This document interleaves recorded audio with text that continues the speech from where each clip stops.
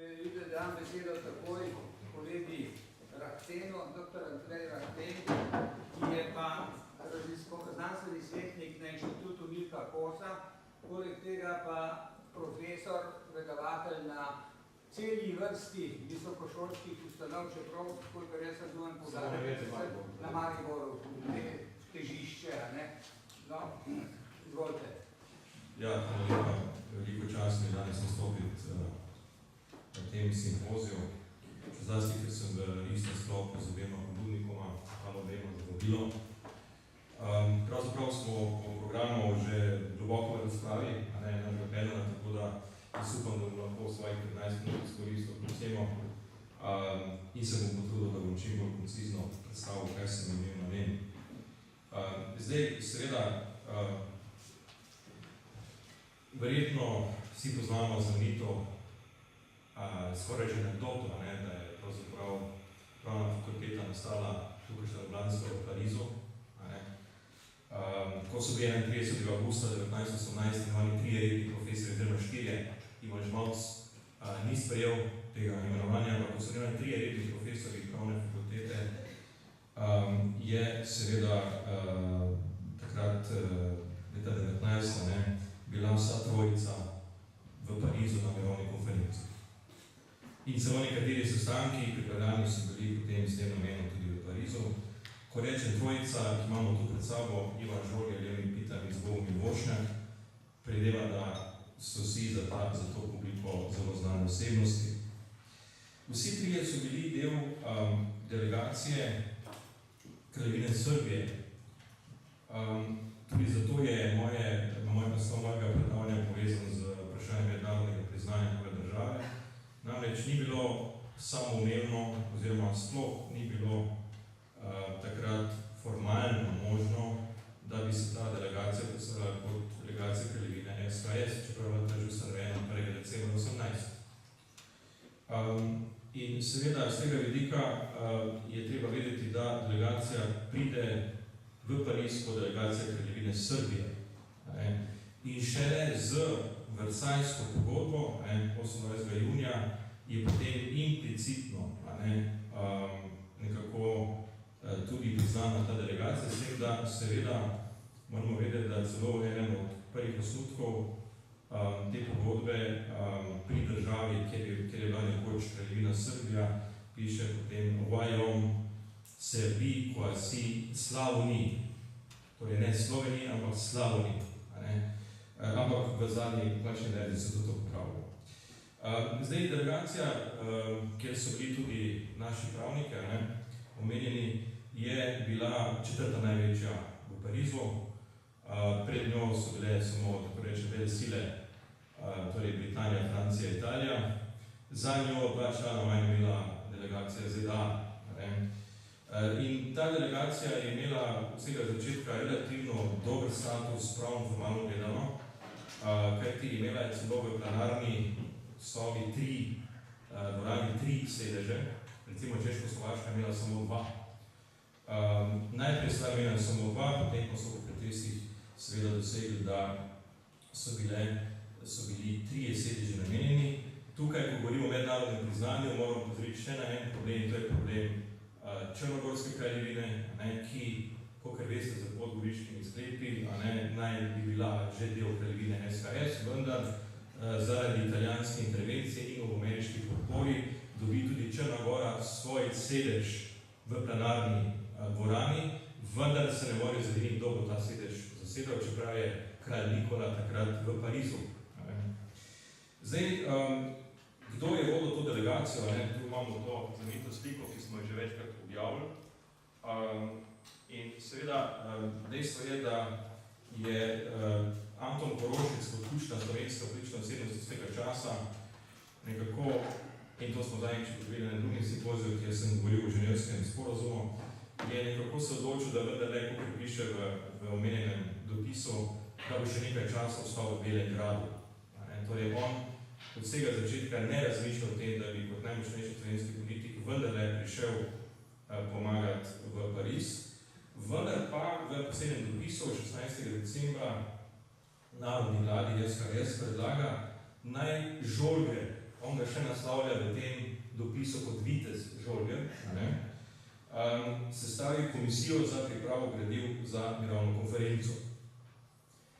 In seveda na tej podlagi potem 22. decembra tudi kraljeva vlada formalno imenuje delegacijo, ki jo vodi Nikola Pašič in kjer je številka 2 zunanji minister Ante Trobič, torej Srb Hrvat, in seveda Žolger kot povlečeni delegat. O tem, kakšna je bila, bi rekel, sama pozicija Žolgerja v delegaciji ob koncu predavanja, tukaj bi samo rad opozoril, da je seveda z tem imenovanjem povezanih en kup zapletov, ne samo formalnih, ampak tudi čisto logističnih. V bistvu se potuje v Pariz zelo, kaj rečem, spontano, ad hoc in obstajajo dopisi, ko Žolger sprašuje, ali je vodja delegacije Pašič še v Beogradu, ko je že Pašič zdavnje potoval v Pariz in tako naprej. Ko se končno vendarle, ko končno dobi torej Žolger zeleno luč, da naj pride v Beograd in tam in se tam pač najprej sestane z srbskimi politiki, na to pa odide v Pariz, je Žolger pravzaprav relativno slabe volje. To se vidi iz večjih dopisov, tudi en dopis, ki ga je pisal Nikoli Pašiču. Namreč, on bi še želel stati v Ljubljani, da bi lahko še bolj natančno, podrobno pripravil vsa gradiva, za katere on smatra, da se jih bo potrebovalo v Parizu. Vendar mu reče Beogradu, torej bi protičil telegram, protičil takrat predsednik vlade, da mora nemudoma priti v Beograd. In seveda, z njegovim odhodom se sedaj pojavi vprašanje, kdo bo vodil zdaj to komisijo v Ljubljani, ki pripravlja gradiva za mirovno konferenco, ki jo je Korošec poveril Žolgerju. Kot namestnik, in formalno se tako skoraj do konca popisuje, še do konca se imenuje kot predsednik, kot namestnik Žolgerja, potem vse skozi deluje v tem času v Ljubljani spet en pravnik Frano Vodivec, ki ga je Žolger osebno predlagal na to mesto. In kakor vidite, gre za to visokega, relativno visokega uradnika v polidelskem ministrstvu. In če je v začetku Žolger tisti, ki novači glavne eksperte, izvedence, ki naj bi šli v Pariz, potem to funkcijo prevzame Fran Vodivec, on z dopisi spet po nekih Žolgerjih predhodnih navodilih organizira ekipo izvedencev. Izvedenci so ena posebna skupina, tukaj bi pa seveda še omenil, da poleg Žolgerja, ki potuje posebni, že pred njim pripotuje v Pariz drugi slovenski delegat, ki pa je po pristojnosti seveda nižji po rangu, namreč Žolger je pooblaščeni delegat, kar pomeni, da ima pravico tudi podpisovanja pravnih aktov, medtem ko Ribaš, zadnji slovenski poslanec v Dunajskem parlamentu iz Trsta, in je samo politični delegat, kar pomeni, da lahko glasuje znotraj delegacije 7 jugoslovanskih predstavnikov, ne sme pa karkoli podpisovati. No in seveda, Ribaš potuje posebej in po nekaj naključju se zgodi, da Ribaš pripotuje pred, lahko rečemo, višjim po rangu Žolgerjem v Pariz in še to celo v družbi z Pašičem skupaj potujeta preko Dubrovnika, Barje in tako naprej v Pariz. Zdaj, istočasno, torej vidite, 5.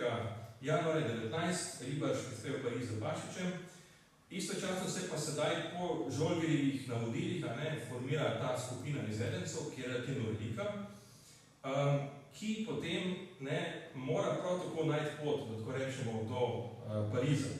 To še zdaleč ni enostavno, tudi tukaj pride do velikih zapletov, kajti glavnina izvedencev, njimi tudi pravniki, več o tem, kateri kasneje, ima problem, ker jim švicarsko poslaništvo na Dunaj noče izdati, oziroma noče vidirati potnih listov, da bi lahko potovali naprej v Pariz.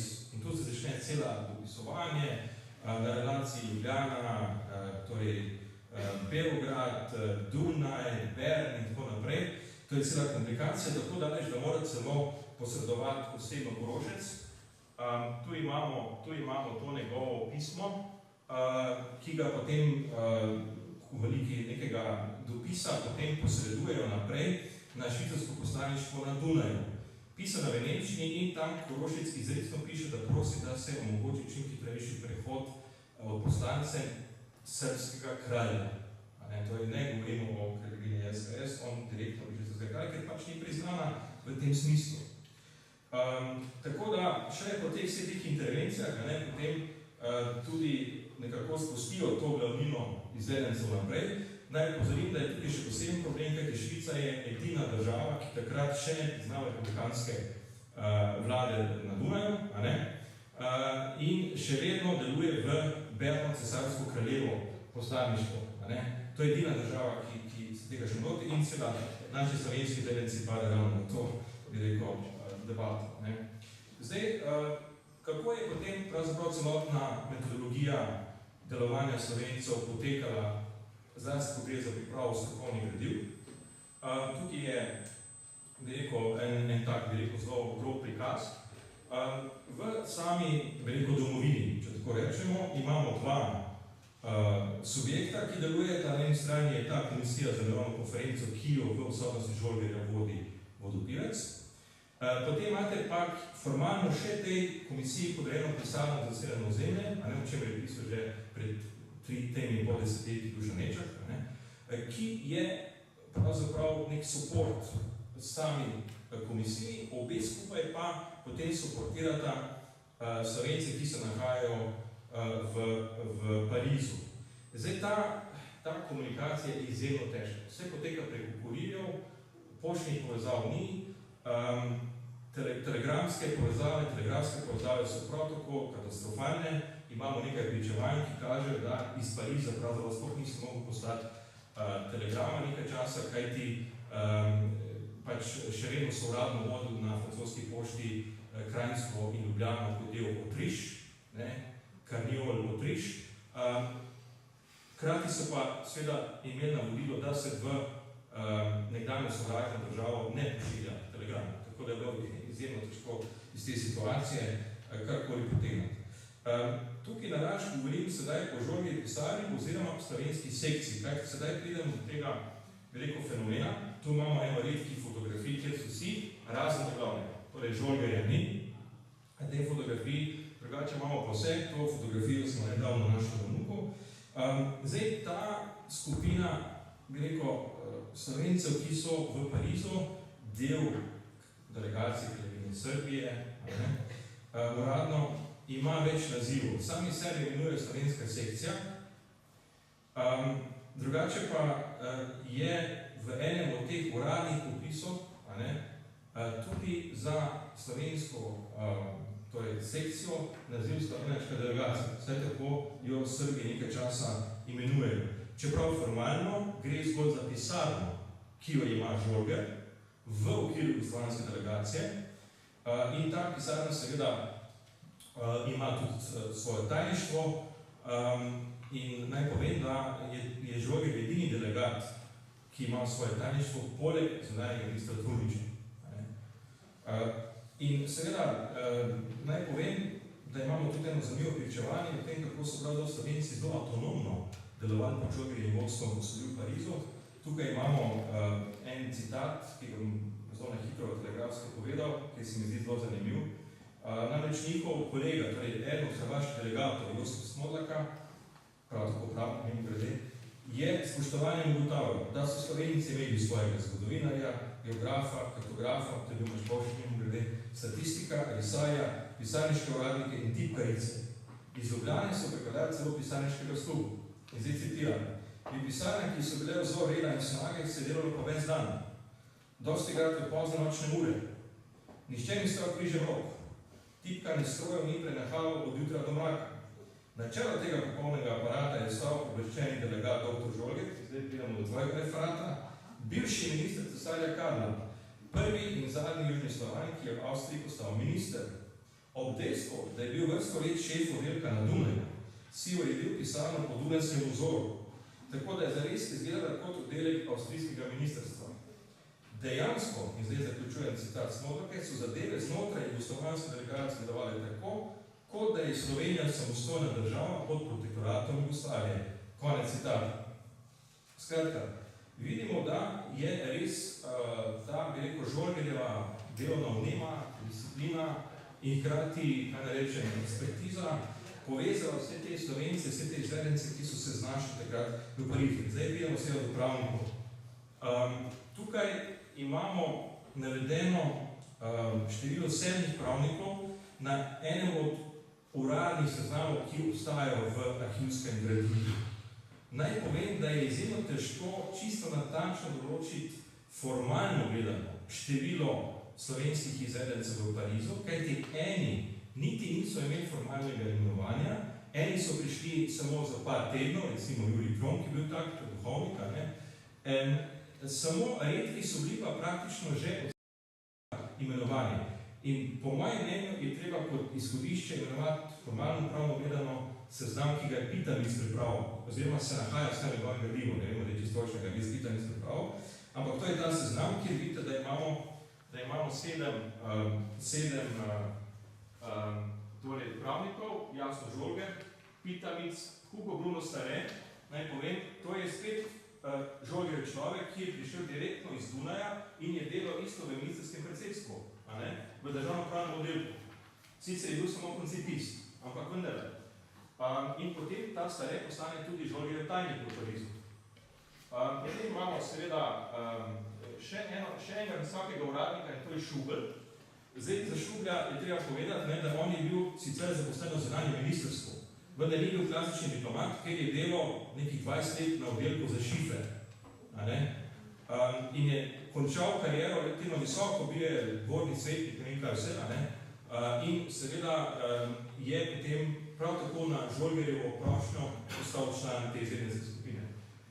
Zdaj, Ivan Šeglu, sem že večkrat razlagal, Franček Rozman, tukaj smo nazaj skupaj na Bledu, tukaj ne bi zdaj šel v podrobnosti, ampak dejstvo je, da je seveda Švegl kot pravnik in hkrati seveda kot generalni konzul.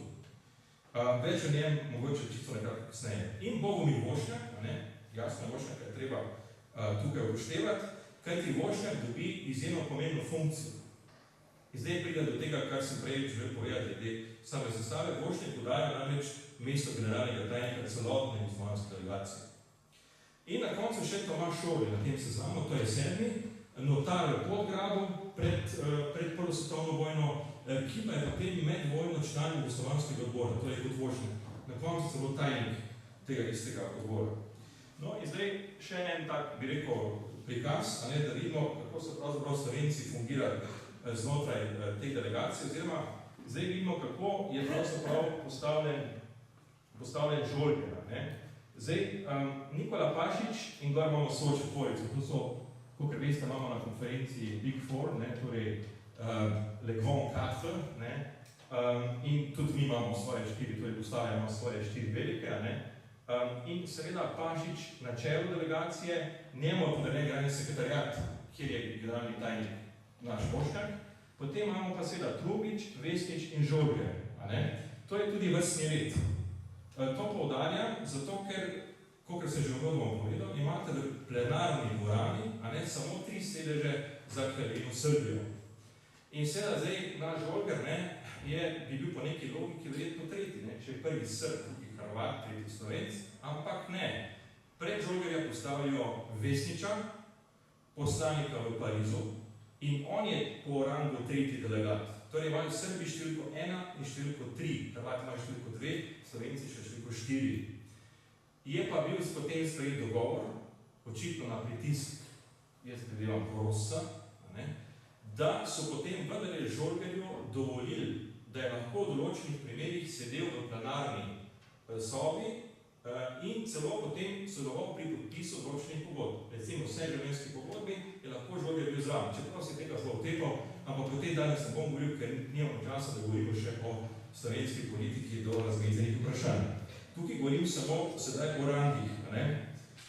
In kot rečeno, za temi 4 pride še potem 3, od katerih je spet Ribaš zadnji po rangu, torej 7 je spet Slovenec, kajti za Žolgerjem je na vrsti potem seveda Smodlaka, potem Boškovič, spet Srb ali Črnogorc, to je drugo vprašanje, in seveda na koncu pridemo